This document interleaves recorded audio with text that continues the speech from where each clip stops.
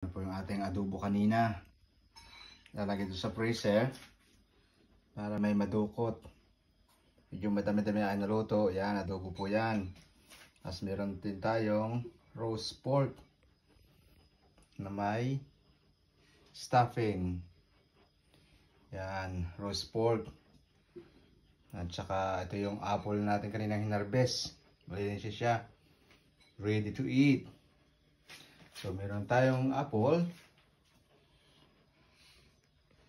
Dami po niyan. As meron pa tayong ulam. Yan. Medyo may tama ang aking apple pero konti lang yan. Okay lang yan. So apple. Roast pork.